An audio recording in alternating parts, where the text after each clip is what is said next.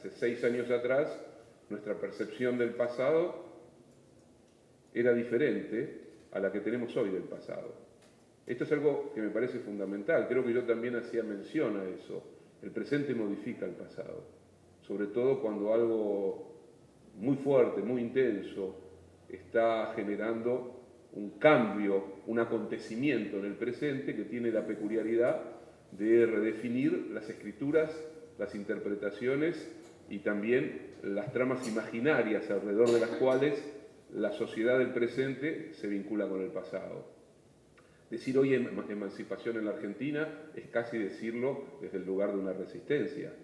Decir hoy independencia en la Argentina y pensando en el 9 de julio de 1816 es sentir una extrañeza que incluso el propio poder se encarga a la hora de definir las condiciones de ese recordatorio, de vallarlo con una estructura que en verdad nos distancia dramáticamente del sentido popular, festivo, que hubiera tenido que tener el Bicentenario. ¿Cómo? Invitando al rey de España.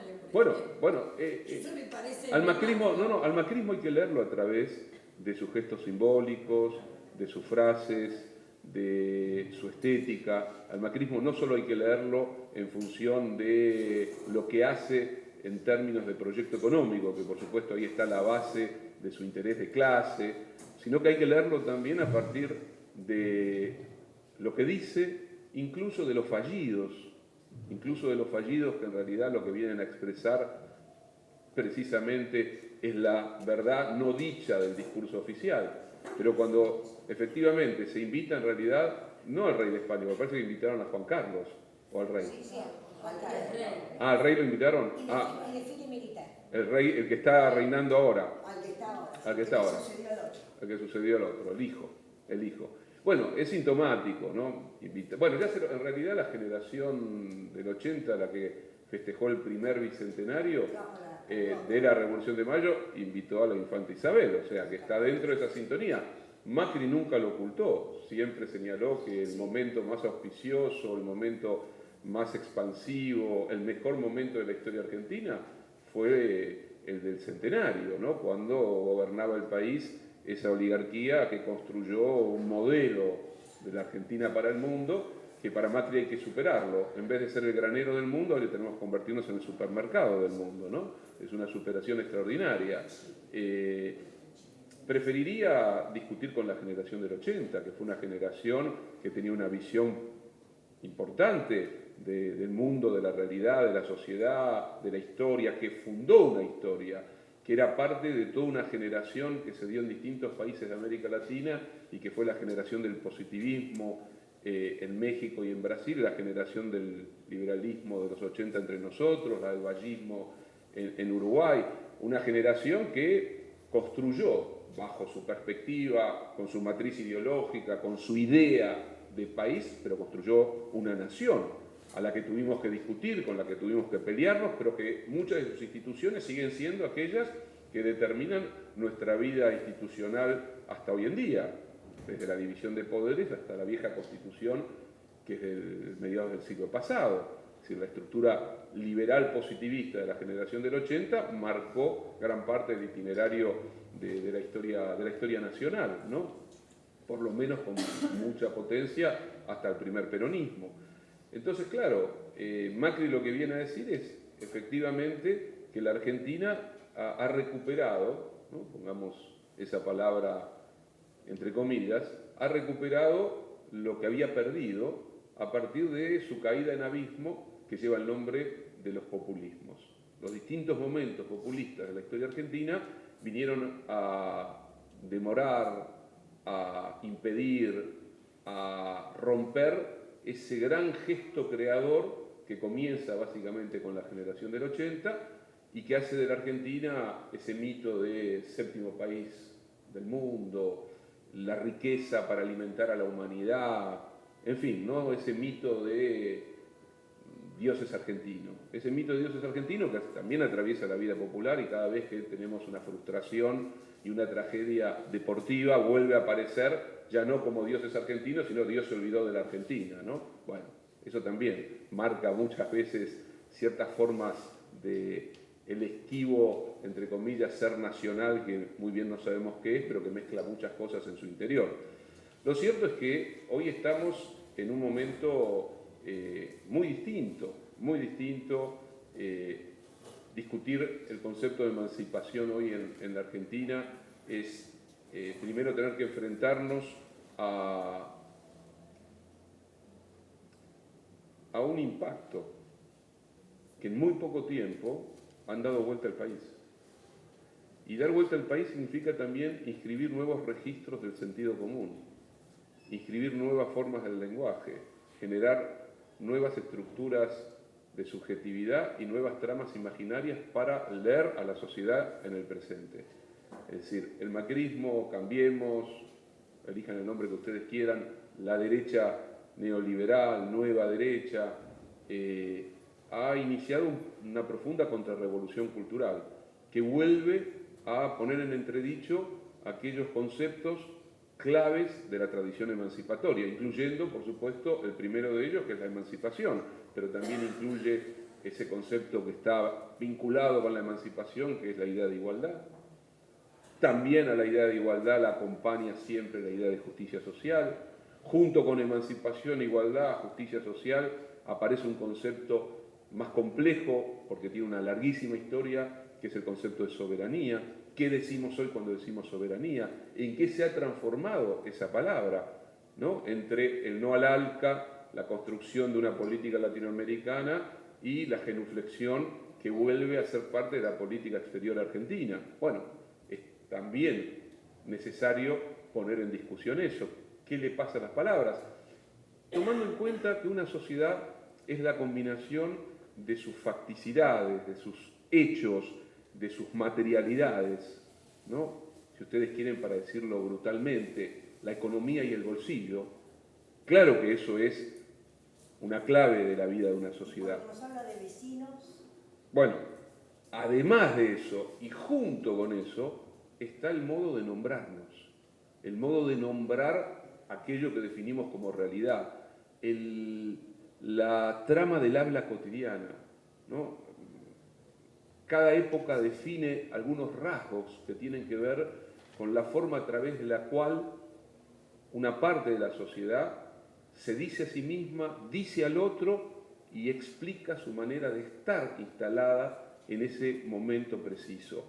La dictadura tuvo sus palabras, tuvo por supuesto sus tachaduras, tuvo por supuesto su violencia retórica, traducida inmediatamente en violencia material.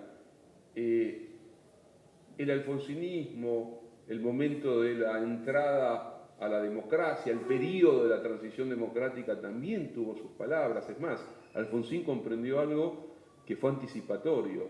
La utilización del preámbulo de la Constitución Nacional como cierre de sus discursos, y particularmente su último discurso en Rosario, marcó una clara comprensión de lo que se estaba jugando en ese momento en la sociedad argentina, que no se trataba de la economía, que no se trataba del bolsillo, que eso era otro tema que iba a venir más adelante, sino que se trataba de un orden diferente de la subjetividad, de una salida de la noche de la dictadura que sirviese también para que una parte de la sociedad lavara sus propias responsabilidades, arrojándose a las aguas puras que permiten que de ahí salga siempre virtuoso. Cada tanto en la historia argentina hay una parte de la sociedad que, después de haber transitado todas las formas de lo perverso, sin embargo, vuelve a ofrecerse como pura y virtuosa.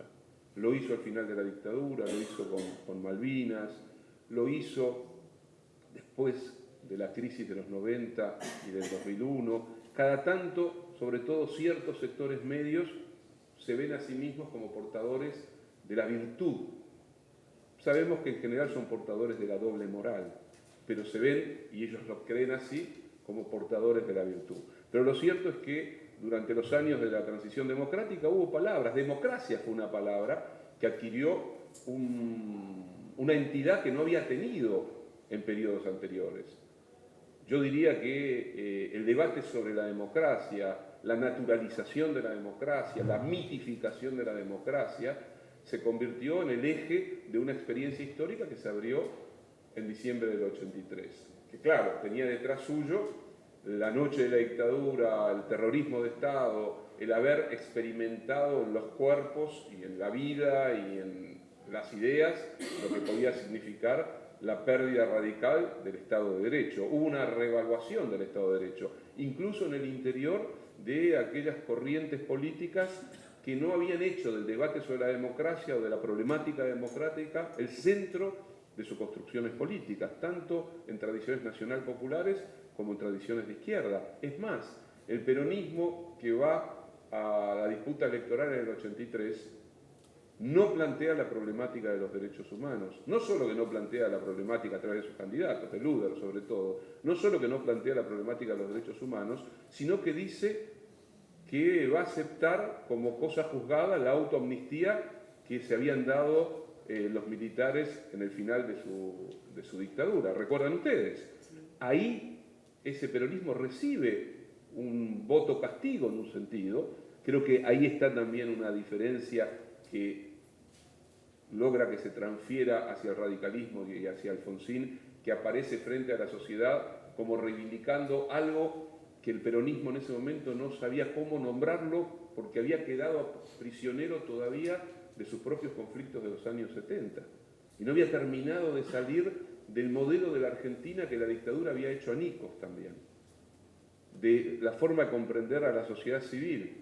El peronismo oficial, el PJ del momento, la fórmula Luder-Vittel, fue una fórmula que no comprendió los cambios que se habían producido en el interior de la sociedad argentina, los cambios que se habían producido en la subjetividad de la sociedad, que quería otra cosa, que tenía otras expectativas, y eso se llenó con nuevas palabras que marcaron todo un proceso histórico, que a su vez después iba a encontrar sus propios límites. ¿Se acuerdan ustedes de aquel famoso discurso también de Alfonsín cuando dijo que con la democracia se come, se cura y se educa? Y después eso se convirtió casi en una especie de frase grotesca, cuando con la democracia estalló la economía, estalló la hiperinflación, el gobierno de Alfonsín tuvo que irse 6 meses antes, los capitanes de la industria, que así era como se nombraban a sí mismos los que hoy son los dueños de la Argentina y que lo fueron siempre y que fueron cambiando de nombre, en aquellos momentos le impusieron, y de métodos, en aquel momento le impusieron a Alfonsín el fin de ese primer periodo con Greenspoon como ministro de Economía, donde todavía una cierta mirada, vamos a llamarla socialdemócrata en términos económicos o desarrollista social, estaba en el interior del proyecto del radicalismo alfonsinista. A partir del famoso discurso de la economía de guerra en Plaza de Mayo, convoca la Plaza de Mayo, habla de la economía de guerra para anunciar lo que iba a ser un proceso de ajuste de la economía, porque ahí descubre Alfonsín y la clase dirigente en ese momento que la dictadura no solamente se había llevado a una generación, no solamente había construido un sistema de terror, sino que había cambiado la matriz productiva de la Argentina, que el proyecto Martínez de Oz había transformado todo ese periodo histórico que se inicia con la sustitución de importaciones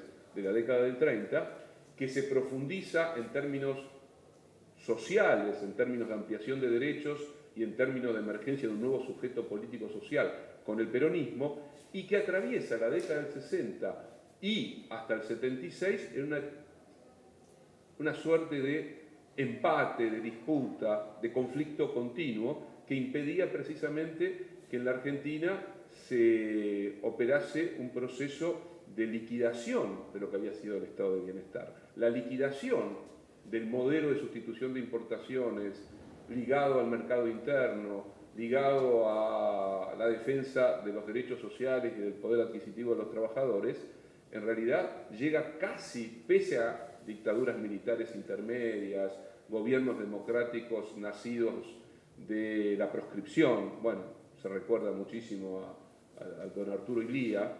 Siempre sospechemos cuando el poder, cuando todos los medios de comunicación recuerdan como la quintesencia de las virtudes a un político, es porque hay algo ahí. bueno, ustedes saben, Islía llegó con el 25% de los votos, con la proscripción del principal Partido Popular, tuvo algunos rasgos dignos, se enfrentó a la industria farmacéutica, revisó los contratos petroleros de la época de Frondizi, levantó la proscripción del peronismo, pero bajo la condición de no levantar la proscripción de Perón. Se fue como se suelen ir los radicales, ¿no? A veces hace falta, ¿no? Se olvidaron lo que fueron en otra época, ¿no? Los radicales nacieron de la lucha contra el régimen, de varias revoluciones fallidas, la del 90, la del 5, la última patriada de la que participa incluso Jaureche después del derrocamiento de Irigoyen, pero incluso Irigoyen, el modo como se va Irigoyen, sacado por unos cadetes que van avanzando por Buenos Aires, ni siquiera reúnen una gran multitud. ¿Cómo lo ridiculizaron? Yo me acuerdo que mi abuela me contaba, mi abuelo vivía en la calle 25 de Mayo, y le revolearon una vacinilla, como si él usara una vacinilla en la casa de Bueno, para ridiculizar. hemos visto en algún momento cómo, en verdad, cada uno de los momentos dominados por cierta trama cultural, popular, de desafío, y ahí incluyo a Irigoyen también, porque de algún modo Irigoyen era para el régimen, para la oligarquía de ese tiempo, un maldito, un advenedizo, un tipo al que no querían porque no representaba los intereses en términos políticos, culturales, no tanto económicos, porque en realidad ni Irigoyen ni mucho menos Alvear modificaron la estructura económica que había planteado la generación del 80, no sacaron a la Argentina de ese lugar agroexportador en la División Internacional del Trabajo. Es más, hay ciertas manchas muy negras en Irigoyen, la Semana Trágica y la Patagonia, ¿no? Dos momentos donde uno podría decir que Irigoyen no pudo, no supo, no quiso, siempre está la ambigüedad para rescatar a un personaje, que fue un personaje muy interesante y al mismo tiempo muy enigmático de la historia argentina. Sus intervenciones eran siempre intervenciones abiertas a eternas hermenéuticas, a eternas interpretaciones. Nunca nadie sabía estrictamente qué había querido decir Irigoyen, ¿no? Pero bueno, Perón fue un caudillo de matriz popular, hijo del siglo XIX, profundamente ligado al siglo XIX, entra al siglo XX como un hombre que, en verdad, esto lo digo porque, a ver, en un punto, la mayoría de los que estamos acá, salvo algunas excepciones, en realidad hemos sido construidos como personas en nuestras visiones, en nuestras experiencias, en nuestro lenguaje, en nuestras lecturas, en nuestras tradiciones políticas, en el siglo pasado. Yo soy una persona del siglo pasado. La verdad que el siglo XXI no es propiamente mi siglo. Mi siglo es el siglo XX, con lo que, gracias, con lo que eso significa, ¿no? Porque los giros epocales y tan drásticos marcan sensibilidades, formas de ver el mundo. Eso no quiere decir que para hacer la crítica del presente no haga falta justamente recordar de un modo intenso aquello que es herencia y que está a nuestras espaldas. Decir que somos del siglo XX no quiere decir que no podamos intervenir, pensar y tratar de modificar las condiciones actuales de la sociedad del siglo XXI. Pero hay nuevas generaciones que se constituyen en el interior de esta novedad que es el siglo XXI. Pero entonces, sigo con esto porque me estoy desviando por Ilia y a Irigoyen y no era el objetivo. Pero después de Alfonsín, acá pasa algo, cuando nosotros... hay algo que no deja de tener una cierta estructura fantástica, ¿no?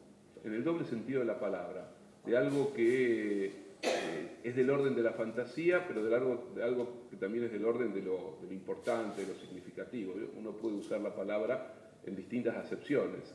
Algo fantástico puede ser algo formidable y algo fantástico puede ser una fantasía irrealizable o un proyecto, digamos, ¿no? Pero lo cierto es que hay épocas que tienen la peculiaridad de volver a colocar bajo nuevas condiciones palabras y conceptos que habían sido saqueados o olvidados por las etapas previas de la historia. Si nosotros salimos de la década del 80, salimos del periodo de la transición democrática de Alfonsín con todas sus vicisitudes, con sus momentos importantísimos, el juicio a las juntas, la CONADEP, la paz con Chile, etcétera, etcétera, y sus problemas que estábamos señalando, allí, por supuesto, aparecían algunos términos que fueron resignificados. Yo decía, por ejemplo, el término democracia. En un punto también la idea de la Constitución, allí donde Alfonsín, insisto, pone a la Constitución delante de su discurso, está también planteándole a la Argentina una relación distinta con su texto fundacional. Allí donde en general la Argentina siempre pensó que la Constitución era un papel que no servía para nada. Lo que el alfonsinismo creyó, que es parte del formalismo radical, que yo pongo por delante la forma, voy a generar un nuevo contenido. Y suelen olvidarse que para transformar la realidad hay que modificar el contenido también, ¿no? Entonces se convierten en una retórica y la facticidad de la vida va por otro lado. Esto es lo que le ha pasado muchas veces al radicalismo, cuando ha querido transformar. Creo que el alfonsinismo fue el último momento en el que el radicalismo encontró un tipo de discurso y de acción que con cierta nobleza y con los límites de un determinado pensamiento y tradición, al menos buscó modificar las condiciones del poder en la Argentina. Lo intentó, ¿no? En una mirada más abstracta, sin ese lugar que tiene la clase en las tradiciones nacional populares o en las tradiciones de izquierda, mucho más desde una estética de clase media, mucho más formalista, mucho más institucionalista, mucho más, insisto, bajo la lógica de la forma y no del contenido, llegando siempre hasta un cierto lugar y después retrocediendo. Esto ha sido parte de la historia del radicalismo a lo largo. Pero representa una gran parte de la población, de nuestro pueblo. El radicalismo. Se siente absolutamente interpretada por esa ideología que vos planteas. Sí, pero incluso en el interior del radicalismo hubo una disputa. Más cerca nuestro, esa disputa fue la de Alfonsín y Balbín. Balbín era el sector, para denominarlo de alguna manera, el heredero del antipersonalismo, el heredero de la derecha más liberal, radical, que expresó Alvear en su tiempo y después toda la corriente antipersonalista que salió a diferenciarse del irigoyenismo y que formateó el radicalismo en los años 30 y en gran medida en los años 40, aunque allí hubo disputas con el sector que por comodidad llamaríamos nacional democrático o popular, Moisés Levenson, en parte esa línea que venía del lado cordobés, pero el que mejor recuperó las tradiciones democratistas del radicalismo fue Alfonsín, porque aparte el movimiento de renovación y cambio en la década del 60 y en la década del 70 se dejó impregnar por un giro progresista en general que se operó en una cantidad de tradiciones políticas, y el radicalismo se puso más cerca de una tradición progresista que de una tradición liberal conservadora. Una vez destruido el alfonsinismo, porque el alfonsinismo lo destruyeron, lo que quedó de Alfonsín fue simplemente una figura fantasmagórica que resolvió lo que Menem necesitaba a través del Pacto de Olivos para gobernar 4 años más, y Alfonsín para impedir que el radicalismo se diluyera a través del famoso tercer senador, y en realidad Alfonsín fue una sombra de sí mismo, y sin embargo dentro de la historia contemporánea del radicalismo creo que por lejos ha sido el más digno de los radicales, sin ninguna duda. Probablemente a Alfonsín le hubiera costado mucho este tipo de alianzas con una derecha liberal, convertirse en la estructura territorial de la restauración neoliberal en la Argentina. Porque Alfonsín creyó que, y sinceramente, en una socialdemocracia que dejó de existir paradójicamente en el momento en que Alfonsín llegó al gobierno. La socialdemocracia que a Alfonsín le importó, le interesó, muy influido por algunos intelectuales en aquellos años, por Juan Carlos Portantiero, por Emilio de Ípola, en parte por Pancho Aricó, que era un grupo de intelectuales que venían de la izquierda, del granchismo, intelectuales de una famosa revista que se llamó Pasado y Presente en los años 60 y 70, que a la vuelta del exilio habían hecho una crítica a su propia tradición de marxistas revolucionarios e incluso de compañeros de ruta de la experiencia de la izquierda peronista, y que en los años del alfonsinismo habían comenzado a releer la tradición reformista, la tradición socialdemócrata, todo lo que en algún punto estuvo en el discurso de Alfonsín. La emancipación venía de la mano de una reivindicación, de una revalorización de la democracia, de las libertades, de las formas que las tradiciones nacional populares no habían o respetado o nunca se habían interesado demasiado en las formas. Entonces ese Alfonsín en realidad toma ese discurso, pero todavía cree que es el discurso de la socialdemocracia de los 30 años gloriosos de la posguerra europea, que es cuando efectivamente en los países escandinavos, con el laborismo inglés en Inglaterra, con los socialdemócratas alemanes, con Mitterrand ya a lo último en Francia, pero lo cierto es que la Europa de posguerra es la Europa del estado de bienestar, y la socialdemocracia había sido la gran portadora de la ideología del estado de bienestar. Entre nosotros, ese estado de bienestar lo había planteado bajo su propia lógica el peronismo en los años 40, ¿no? Que quedó, por supuesto, bajo la denominación de populismo. Y allí también hay una diferencia interesante, pues después me gustaría ver cómo esto tiene que ver con lo que acaba de pasar en Gran Bretaña y que es de una importancia mayúscula, ¿no? Mientras que el estado de bienestar, tanto en Europa, en Estados Unidos es un poco diferente. Ustedes saben que la experiencia del New Deal, que es la experiencia que lleva adelante Roosevelt después de la Gran Depresión del 29-30, tiene como núcleo ideológico, como gran artífice, a un extraordinario economista inglés que fue John Maynard Keynes, que todavía sigue siendo el gran maestro, ya como espectro, ¿no? Pero el gran maestro incluso de todos aquellos que hoy vuelven a defender la idea de una economía heterodoxa.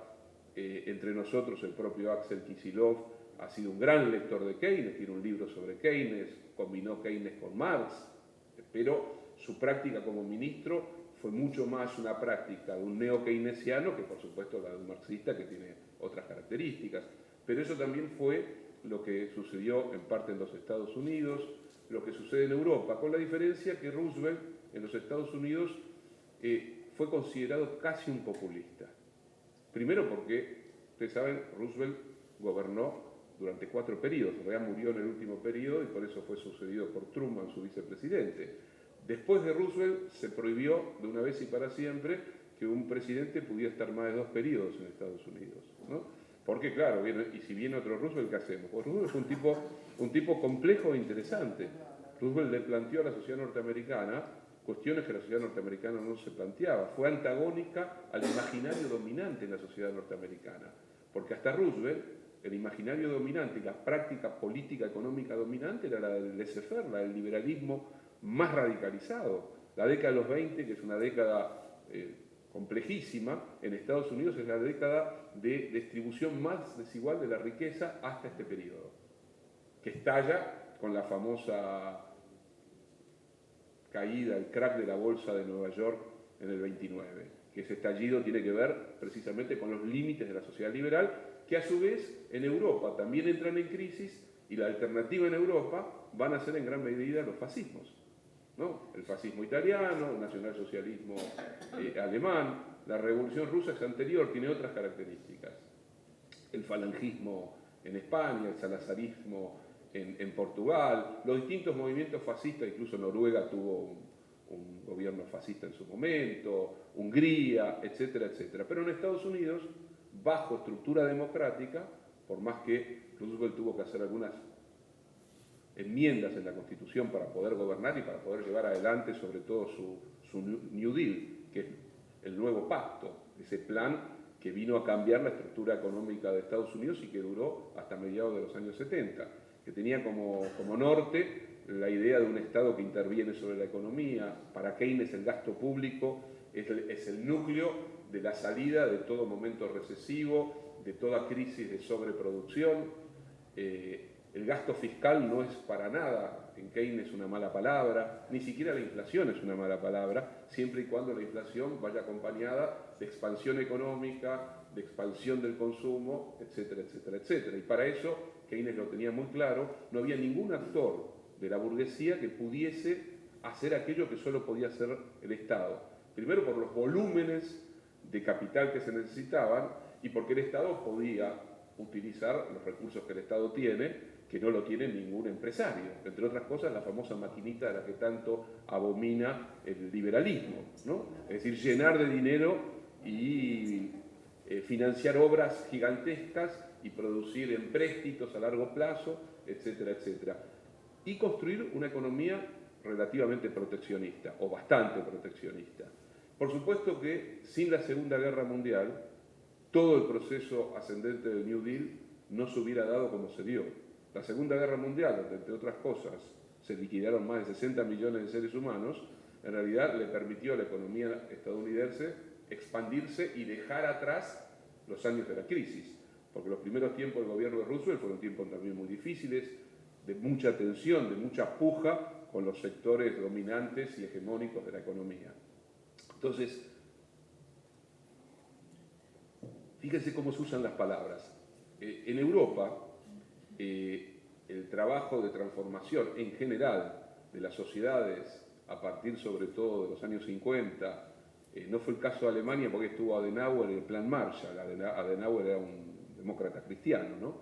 Pero sí en Inglaterra, sí en los países escandinavos, y con el modelo en realidad incluso aquellos que venían de tradiciones más a la derecha que la socialdemocracia, lo que domina la década del 50, 60 y parte de la del 70 es la idea del rol regulador del Estado, de la negociación entre sindicatos y empresarios, de la distribución más equitativa del PBI, romper la trama de desigualdad de la que se había salido después de los años 30, modificar una serie de pautas que, entre otras, estuvo vinculada también a una época de fuerte proteccionismo, de legislación antiespeculativa muy grande, porque uno de los temas claves había sido el estallido de las bolsas del mundo a partir de la especulación. Entonces, todo el periodo de posguerra, incluso los acuerdos de Bretton Woods, por ejemplo, que fijan una serie de cosas que todavía en parte llegaron hasta nosotros, las más virtuosas se terminaron antes, ¿no? Porque ese pacto surgió justamente, entre otras cosas, para darle forma a esta estructura de lo que va a ser el mundo de la posguerra. El mundo central, las periferias siempre son otra cosa, por supuesto. La Argentina, de todas maneras, vivió su posguerra. Su posguerra fue el peronismo. Pudo aprovechar las condiciones, no solamente económicas, sino lo que podríamos... Ustedes saben que las mineras, cuando tienen que ir a algún lugar a hacer un gran emprendimiento, y que ese emprendimiento es bastante complicado, sobre todo si es a cielo abierto y esas cosas, tienen algo que se llama la licencia social. ¿Qué es la licencia social? Mandan a un grupo de sociólogos, trabajadores sociales, etcétera, etcétera, a ver qué le pasa al pueblo con ese emprendimiento. Si la respuesta es que puede ser muy conflictivo, salvo que esa mina sea extraordinaria, entonces no importe nada el conflicto y se atrevan incluso a atravesar el conflicto. En general, las mineras, si la licencia social no está, prefieren no hacerlo. Uno podría decir que, tomando este concepto, cada época fija sus propias licencias sociales. La Argentina de los 90 construyó la licencia social para destruir el Estado. Esa licencia social se metió en las conciencias, en el lenguaje, en el sentido común. La Argentina del final de la dictadura no tenía claro, estaba en disputa todavía esa licencia.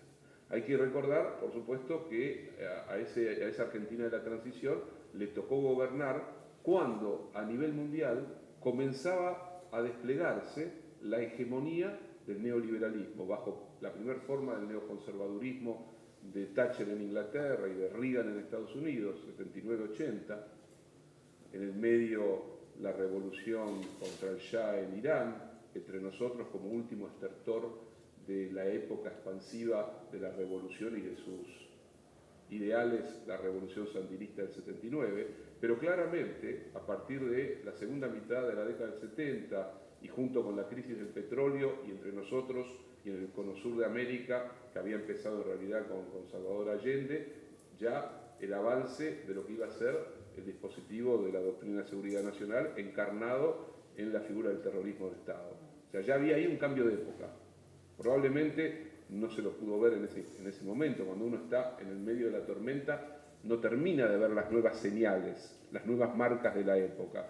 Pero sin dudas, cuando después viene el trabajo de los historiadores, de los politólogos, de los economistas, y revisan, van viendo los momentos, tanto estructurales, crisis del petróleo, sobrante de miles y miles y miles y miles y miles y miles de millones de petrodólares, los famosos petrodólares que estuvieron en la base de los endeudamientos de los países periféricos, la Argentina entre otros, bajo la dictadura, pero también junto con eso el avance sistemático de un nuevo dispositivo ideológico, de una nueva estructura simbólica, de una nueva forma de percibir la realidad. Esto es lo que todavía no ha cambiado en Argentina, pero el riesgo es que aquello que se recuperó en los últimos años y que tuvo que ver justamente con plantear una mirada antagónica al discurso dominante de la década de los 90, aquello que nos permitió recuperar una cantidad fundamental de palabras y de conceptos para discutir el mundo y tratar de cambiarlos de otro lado, hoy está amenazado de nuevo. Porque las sociedades no son una especie de acumulación lineal de conciencia y de memoria histórica. Es más, en general las sociedades tienden más al olvido de la memoria, por distintos motivos, siendo incluso que la nuestra es una sociedad donde la cuestión de la memoria tiene, y creo que seguirá teniendo, una fuerte importancia, una dimensión que está metida en aquello que se puede hacer o no se puede hacer todavía, ¿no? Uno podría decir que la licencia social, para seguir utilizando ese concepto, es un poco feo, pero no importa, de avanzar contra los juicios de lesa humanidad o reivindicar a los genocidas, no está instalada en la Argentina. Sin embargo, de a poco, paso a paso, ¿no? Ya lo dijo el señor presidente que él sigue los consejos de Merlo, ¿no? No sé si acá hay un hincha de Racing, porque Merlo es un héroe racinguista, pero bueno, el paso a paso le permite al macrismo hacer muchas cosas. Por ejemplo, haber derogado aquel decreto del comienzo del gobierno de Alfonsín que ponía bajo decisión civil una cantidad de instrumentos administrativos, pero ustedes, de los militares. Ustedes saben que a veces uno dice, bueno, lo administrativo no es tan importante, es tremendamente importante, porque esto permite que designen los profesores de las escuelas militares, que determinen no los ascensos del general de brigada, pero sí los ascensos de teniente, capitán, hasta coronel, que marca absolutamente... Pero no puede ocuparse de todo, Ricardo, tiene bueno, toda la fuerza, claro, es demasiado. Sí. A eso agréguenle el retorno de los desfiles militares para el 9 de julio, en un 9 de julio que de vuelta va a ser un 9 de julio para pocos, como la casita de Tucumán es una casita chiquitita, entonces entran pocas personas, pocos invitados. Sí, viene de Paraguay y viene Bachelet. Dos presidentes y el rey del país. Ya lo invitaron a De la Rúa. Perfecto. Bueno, pero esto que nos causa gracia, está bien. Está bien. Uno como diría el viejo y venerable Jaureche, los pueblos que no saben vivir festivamente no pueden cambiar la historia. Digo, la alegría no la podemos perder, por más que nos den golpes, uno tiene que siempre mantener una cierta posibilidad el sentido del humor, al menos, ¿no? Pero son marcas, son momentos, son movimientos, son modificaciones que se están dando. Entonces vuelvo en este itinerario, ¿no? Para después dejar lo último en la conversación. Me gustaría escuchar lo que ustedes piensan, qué les pareció esto. Pero sí me parece bien importante este camino, digamos, ¿no? Así como hay algunas heridas que para mí son claves para pensar la historia contemporánea argentina. La herida de la dictadura. Dentro de la dictadura hay dos heridas. Una imposible de suturar, que no se cura más, que al menos se pudo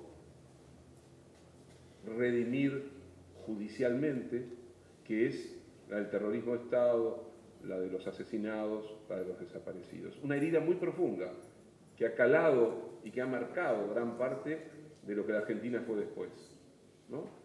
La otra herida, menor en ese sentido, en esa comparación, pero que también plantea la idea del fraude, la ficción, la doble moral, esta cosa de sentirse virtuoso por un rato, salir rápidamente por la tangente y desresponsabilizarse de los propios actos. Malvinas, que no es solamente la aventura de un general Beodo y sus torturadores que constituían el Estado Mayor, sino que también es una parte de la sociedad argentina y del pueblo argentino que cree que la patria, entre comillas y en abstracto, está por encima de todo, incluso por encima de miles de cadáveres, ¿no? Por eso me parece que fue importante el modo como Cristina, cuando se cumplieron los 30 años de Malvinas, recuperó el concepto de soberanía.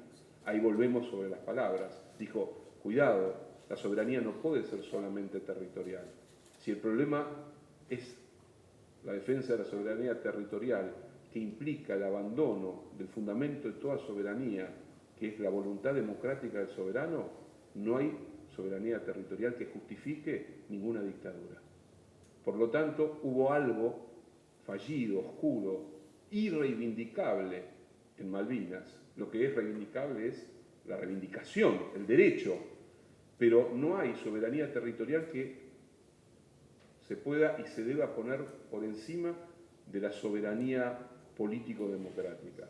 Este me parece que es un punto extraordinario, porque a los 30 años de Malvinas, y viniendo Cristina como viene del sur patagónico, donde suele haber otra sensibilidad para la cuestión de Malvinas, una trama de nacionalismo malvinero que no hay en otras partes de la Argentina, por una cuestión de geografía, de proximidad, de historia, etcétera, etcétera. Yo la verdad que cuando ella decide desclasificar los informes Rattenbach, que son interesantísimos, porque lo que hace un general como Rattenbach es demostrar que el generalato había cometido todo tipo de tropelías y que merecían, en realidad decía, merecían, si hubiera pena de muerte, fusilamiento, ¿no? Pero no se trató solo de desarchivar el informe Rattenbach, sino que en su discurso Cristina hizo un elogio, que a mí me pareció fenomenal, del concepto de soberanía que les estoy planteando. La soberanía de las libertades, la soberanía democrática, la soberanía de los derechos. Un país que garantiza eso puede reivindicar sin ningún problema su soberanía territorial. Pero a la inversa no funciona. A la inversa es violencia, a la inversa es la utilización del nacionalismo para perpetuar un régimen. Todos recordaremos que cuando fue la invasión de Malvinas, se hizo inmediatamente después de la huelga de la CGT, de la movilización de finales del 30 de marzo, y que había una sensación en la sociedad que la dictadura estaba ya entrando en su declive inexorable. Vino Malvinas. Bueno, esa es una herida. Hay dos heridas que han marcado de distintos modos la historia contemporánea argentina y sus propias interpretaciones respecto a la sociedad. ¿Qué sociedad somos, de algún modo, ¿no? La otra herida, que es una herida de otro orden, pero también fundamental, fue la de la hiperinflación. La primera hiperinflación con el gobierno de Alfonsín, que le costó tener que irse 6 meses antes, desatada por los capitanes de la industria, desatada por la especulación financiera, y las dos siguientes, un poco menores en envergadura, del comienzo del gobierno de Menem, que llevó a la convertibilidad, que llevó al reinado de Cavallo. La hiperinflación es un fenómeno de destrucción de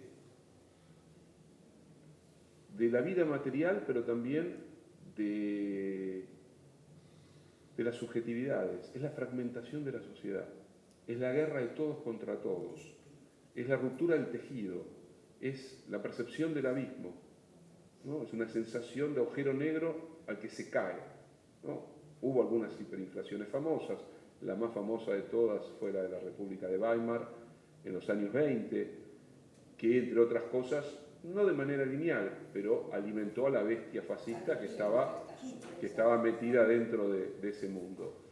En la Argentina la hiperinflación y todo ese movimiento llevó primero a la profunda desilusión. Hubo dos momentos de desilusión, uno más consciente y otro más del orden de la materialidad. El primero fue la Semana Santa del 87. Ahí Alfonsín perdió una parte fundamental de su capital simbólico, que nunca hay que subestimar, y sobre todo en democracia. Si uno pierde el capital simbólico o se le va yendo, el futuro es complicado. Alfonsín en Semana Santa perdió el capital simbólico que había acumulado desde aquel preámbulo de la Constitución citado al final de sus discursos, desde la creación de la CONADEP, el juicio a las juntas, la paz con Chile, la ley de divorcio, una cantidad de cosas que lo ponían dentro de una cierta mirada de una parte no menor de la sociedad como alguien que expresaba una tradición ligada a conceptos caros como los de libertad, emancipación, democracia, soberanía, etcétera, etcétera. Primer momento de ruptura del que no se recupera más Alfonsín. Por eso después ni siquiera puede dar la lucha cuando viene el momento más duro de la batalla contra el poder económico. No hay combate contra el poder económico que no se sostenga sobre una trama simbólica que haya logrado interpelar a los sectores populares y a las grandes mayorías de un país. No hay ningún proyecto que se quiera ampliador de derechos, profundizador de la democracia, distribucionista, que se sostenga solamente con la acción en términos administrativos. También necesita fundamentalmente una retórica, necesita un relato y necesita que esa retórica y ese relato se correspondan con la realidad. Por eso la falsedad que supone que el relato no tiene que ver con la realidad. Siempre el relato tiene que ver con la realidad, incluso el relato que no nos gusta. El relato actual del macrismo es un relato que tiene que ver con la realidad. Es un relato que está construyendo la justificación ideológica, conceptual, en algo todavía mucho más difícil de definir, que es la producción de nuevas formas de conciencia, de sentido común, está definiendo el giro que se opera en la materialidad económica.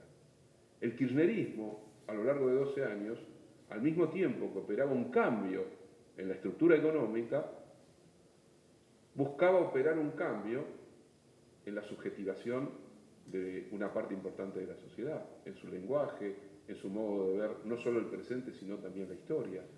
Por eso fue tan importante, sobre todo a partir de los gobiernos de Cristina, y con Néstor la cuestión de los derechos humanos, el habitar en la subjetividad de las personas bajo la forma de una disputa por el sentido común, por la memoria histórica, por el lenguaje. Esto me parece que es algo fundamental. Cuando se va perdiendo eso es cuando estamos realmente en problemas. El peronismo de los 90 convirtió en retórico, absolutamente ritualista, lo que ya nada tenía que ver con su práctica real. Menem podía seguir hablando de Perón y de Evita, pero en la práctica real del proyecto de la convertibilidad, lo que se estaba haciendo era derogar, destruir, demoler lo que quedaba incluso de aquello que se había generado con el primer peronismo. E incluso también avanzó sobre un cambio en el lenguaje. Llevó a la estructura que en ese momento manejaba tanto uno dice el Partido Justicialista, el peronismo, y creo que siempre es importante diferenciarlo, ¿no? Cristina lo hizo muchas veces, dijo, yo soy peronista, a mí el PJ mucho, y ahí están los problemas que ya tiene con el PJ, porque viene de una generación que en realidad vio siempre al PJ como el ala conservadora del peronismo. Y al peronismo como ese lugar de lo tumultuoso, de lo aluvional, de las promesas transformadoras, revolucionarias, como ustedes quieran ponerlo, ¿no?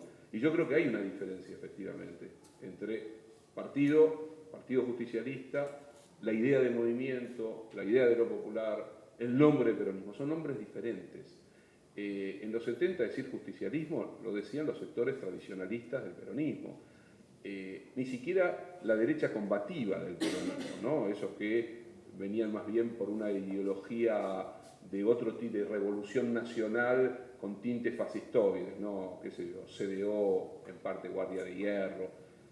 Los que hablaban de partido justicialista eran, qué sé yo, Paladino se llamaba, ¿no? Sí, Paladino,